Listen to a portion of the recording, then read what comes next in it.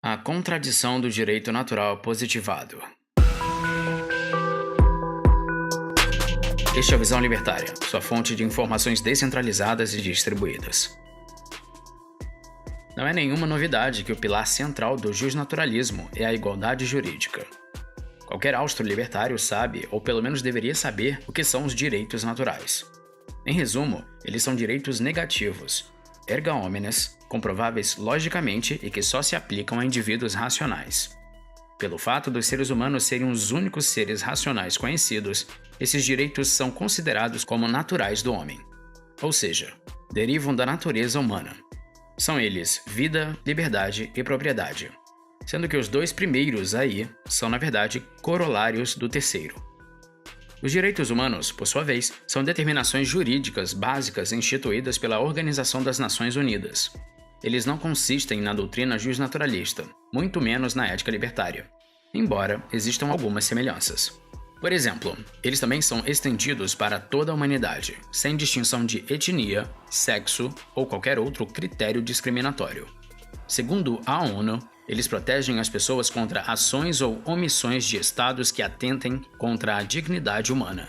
Essa justificativa é no mínimo subjetiva, e toda vez que são elaboradas regras subjetivas, um enorme precedente é aberto para absurdidades futuras. Aliás, o que significa dignidade humana? Para um comunista, expropriar e reprimir a classe dominante é a coisa mais natural e justa do mundo. Para um nacional-socialista alemão, os povos da Judéia não possuem dignidade. Resumindo, a partir do momento em que se cria uma regra aleatória como essa, não há mais impedimentos para a opressão do Estado. Sempre haverá um critério subjetivo que atropela qualquer direito objetivo. Previsivelmente, a ONU pouco faz a respeito dos países totalitários como a China e a Coreia do Norte. Enfim, não se deve esperar coerência de uma entidade que se comporta como uma máfia supranacional, não é mesmo? Quando o assunto é direitos humanos, sempre são lembrados dois documentos que marcaram a história: a Declaração de Direitos do Homem e do Cidadão, de 1789, e a Declaração Universal dos Direitos Humanos, de 1948. A primeira possui 17 artigos e é basicamente a materialização do Iluminismo, que inspirou a Revolução Francesa. Foi reconhecida e declarada pela Assembleia Nacional a fim de limitar os poderes do Estado. Aqui estão os 4 primeiros artigos para melhor exemplificar esse documento. O artigo 1º tem os seguintes dizeres. Abre aspas.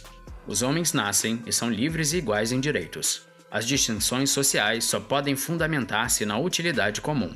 Fecha aspas. Já o artigo 2º diz o seguinte, abre aspas, a finalidade de toda associação política é a conservação dos direitos naturais e imprescritíveis do homem.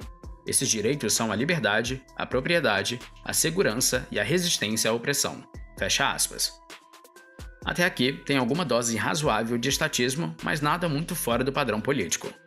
Os dois próximos artigos são bem mais questionáveis.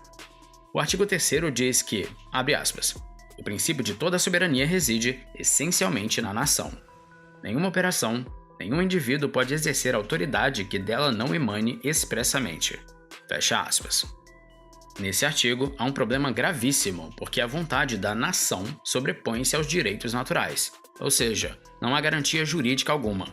O Estado sempre irá se expandir e passar por cima de qualquer coisa que atrapalhe a sua expansão. Em outras palavras, se a soberania individual depender da vontade da nação, não existe soberania individual.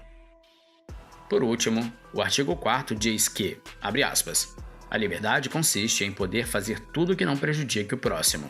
Assim, o exercício dos direitos naturais de cada homem não tem por limites senão aqueles que asseguram aos outros membros da sociedade o gozo dos mesmos direitos.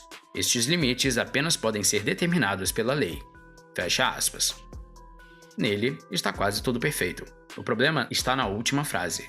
Estes limites apenas podem ser determinados pela lei.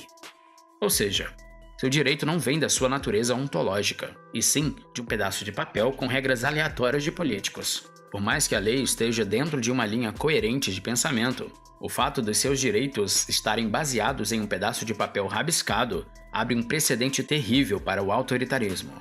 Basta os políticos decidirem que esses direitos, entre aspas, os estão atrapalhando, para que eles deem uma canetada e instantaneamente os anule. O documento inteiro estará na descrição desse vídeo para que você mesmo possa conferir. Quase 2 séculos depois, logo após os absurdos da Segunda Guerra Mundial, foi publicado um novo documento tratando de direitos universais. Em 1948, foi divulgado pela ONU a Declaração Universal dos Direitos Humanos. O curioso é que a maioria dos artigos não toleram o que os estados fazem e podem até ser entendidos como libertários. A justificativa para sua elaboração era proteger os indivíduos contra as arbitrariedades dos estados nacionais. O problema foi que, para solucionar isso, foram criadas arbitrariedades supranacionais. Ou seja, não mudou muita coisa. No entanto, não está errado o que foi proposto em si, e sim a aplicação desse documento na vida real. Para explicar melhor, vamos mostrar as incoerências de alguns artigos agora. O artigo 17 diz que todo ser humano tem direito à propriedade, só ou em sociedade com outros, e que ninguém será arbitrariamente privado de sua propriedade. Logicamente, se seguíssemos à risca o que está escrito, não deveria ser permitido cobrar impostos, ditar regulações ou expropriar os chamados meios de produção. A própria existência do Estado não respeita a integridade da propriedade privada, e por isso, esse artigo soa bastante libertário. Ironicamente, a maior parte dos políticos que se dizem entusiastas dos direitos humanos é extremamente socialista, ou seja, não respeita nem um pouco o direito de propriedade. Já o artigo 19 diz que todo ser humano tem direito à liberdade de opinião e expressão. Esse direito inclui a liberdade de, sem interferência, ter opiniões e de procurar, receber e transmitir informações e ideias por quaisquer meios e independentemente de fronteiras. Bom, quase nenhum Estado respeita o direito das pessoas de se expressar plenamente. Se a opinião de alguém não agradar o governo ou a maioria, ela provavelmente será proibida através de alguma lei aleatória de se expressar. Isso acontece no Brasil com os chamados crimes contra a honra, que são injúria, difamação e calúnia. Logo em seguida, vem o artigo 20, que é o mais libertário de toda a lista. Ele diz que ninguém pode ser obrigado a fazer parte de uma associação e que todo ser humano tem direito à liberdade de reunião e associação pacífica. Evidentemente, esse é o mais escrachado de todos na vida real. Ele é de fato ignorado por todos os políticos autodenominados defensores dos direitos humanos. O Estado é basicamente associação obrigatória, imposta por ameaça de violência. A partir do momento que deixa de ser obrigatório, deixa também de ser Estado e passa a ser uma empresa. Como é possível defender isso e ser estatista ao mesmo tempo? Simplesmente não há explicação. Aliás, o Estado nunca esteve apoiado na lógica, e sim no poder e na força. Hoje em dia, no Brasil, inúmeros políticos e ONGs, organizações não governamentais, se autodenominam como defensores dos direitos humanos. No entanto, esse não é um rótulo positivo, pelo menos para boa parte da população. Devido a muitas declarações e ações, no mínimo infelizes, eles ganharam a fama de serem defensores de bandidos. Diversas rebeliões em presídios são intermediadas por instituições ou políticos de esquerda. Além disso, comitivas de direitos humanos estão frequentemente visitando penitenciárias para avaliar como os criminosos são tratados e cobram melhorias.